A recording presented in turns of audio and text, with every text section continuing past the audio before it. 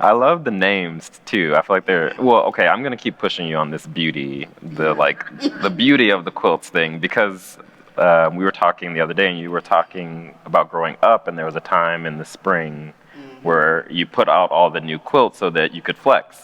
Was what you said. Yeah. You said you gotta like put out your best quilt so that everyone can come around and look at them and judge or ask questions about how you come up with a pattern or these sorts of things. Yeah. So it feels to me as though, as useful as they are, there's still, even amongst the community, this like acknowledgement of like good stitches, a beautiful pattern, a new pattern that other folks aren't using, or fabrics. Yeah.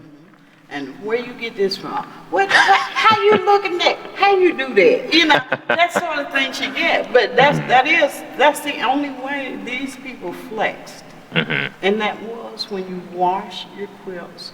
And I tell you, it was whenever the children had spring break. Everything came out of the house, room by room. You washed the walls down, the floors down, the beds down, the mattresses. Everything got washed down. And it got put back in there. And the quilts were under the mattresses. Yeah. So to get the musty scent out, because that cotton, it will get musty. To get that musty scent out, you wash them. Out there in the pot with the stick, fire around it. And I'm old. see what I mean when I tell you I'm old, right? Yeah, but if somebody came around, where you get that quilt there from? Oh, Mom made it. Oh, okay.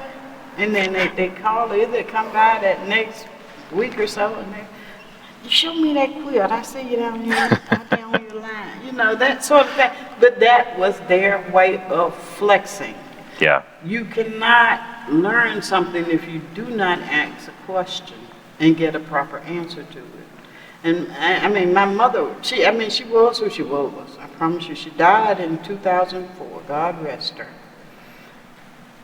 What she knew about quilts would amaze everybody. What she knew.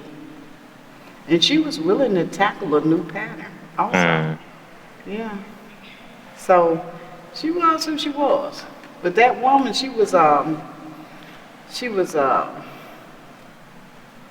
extracting teacher. You did it right. If you did it, I'm guaranteeing you did it right. Yeah. Yeah. And you are also teaching, like you have taught folks how to sew, both quilts and just generally. Are you still teaching? Yeah, I can.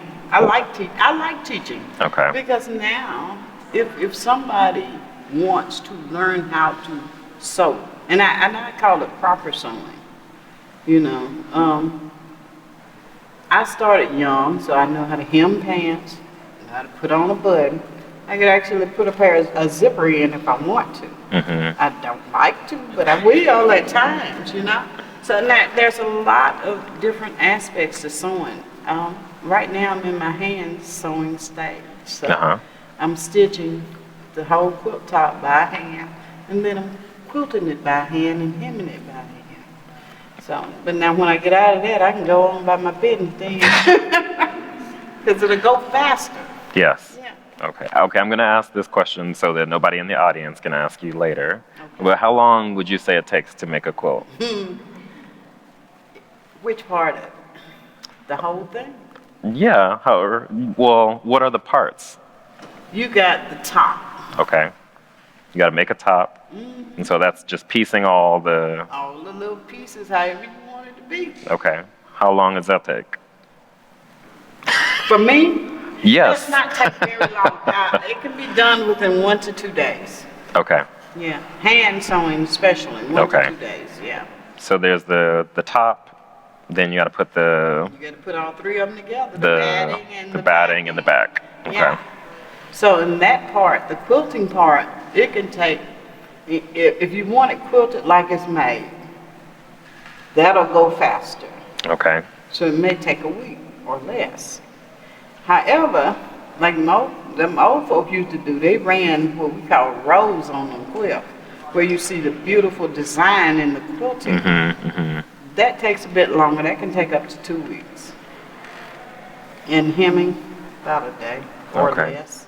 And do you normally work alone? Or are you working with other folks? Just you? I like working by myself. That's the way I was taught.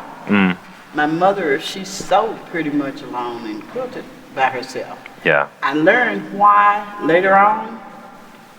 If somebody else gets on your quilt and they don't like you for whatever reason, your children be done did something to them or whatever, and they put crooked stitches on you ain't gonna be happy. You're not gonna be happy. So I like doing what I do. Quilting shade. I didn't know that was even. I wouldn't have even thought about that. Yeah. That's so dirty. Yeah. Oh yeah, they can be dirty. You know they're dirty when they don't even catch the line, okay? You got the batting that's caught, and you got the top that's caught, but ain't no line. You don't see no. Oh my gosh, I'm thinking like the community all loves each other and everyone's out to like help make beautiful art. We do love each other, but we'll mess you up if we get a chance. All right. Think about it. And so I guess in the 90s, 2000s is when you started, not necessarily you personally, but the quilters started to sell the quilts, right? So before this, I imagine they were in the community, for the community. What has it been like selling the work, and what was it like in the beginning? Because I know when Souls Grown Deep started to interact with the band and help, get royalties or get paid and compensated, getting the work copyrighted, all these things. Before this, it was like the Wild West, basically. Yeah, you either met the person, they either came to your house and looked through your quilts, which they might or might not buy. And they would do the same, just like I told you, we would discover it every few years. Yeah. Okay. Now,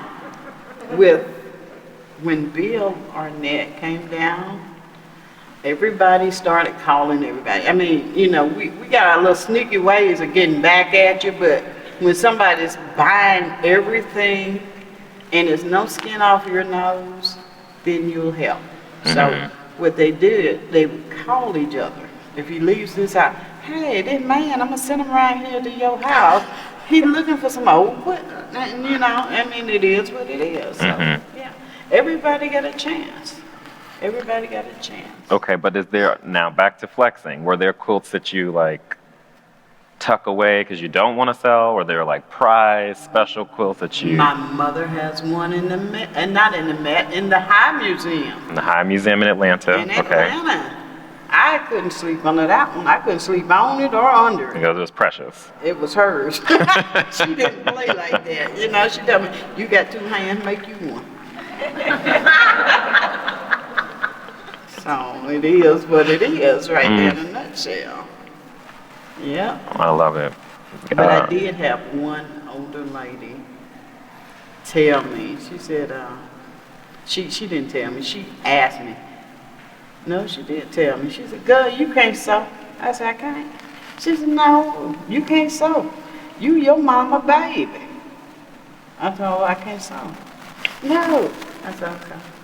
And I had another old lady come by there. I had hung, after my mother died, I hung quilts out. Usually I used to do like a quilt a day, baby quilts. And the ladies would come from school, teachers, and they'd drive by the house, they'd slow down. They sure is pretty. And I said, thank you, And an old lady, she's in her 80s, 90s, and had learned how to drive maybe in her 60s, 70s, so she wasn't the best driver. And everybody knew down there. So they knew to look out for her. And when they looked out for her, you could see them going around her, because she would stop in the road. And she would look. She said, girl, I love them quilt. I said, well, thank you. Them your mama quilt? They ain't mama quilt. You know how to sew? Yeah, I know how to sew. Mom didn't play that with me. Yeah, I knew how to sew slip. All of the stuff everybody else learned. Yeah. Oof. I feel like my mind is buzzing with questions for you, so I'm gonna leave you alone about the beauty thing, though. I think for now. All right.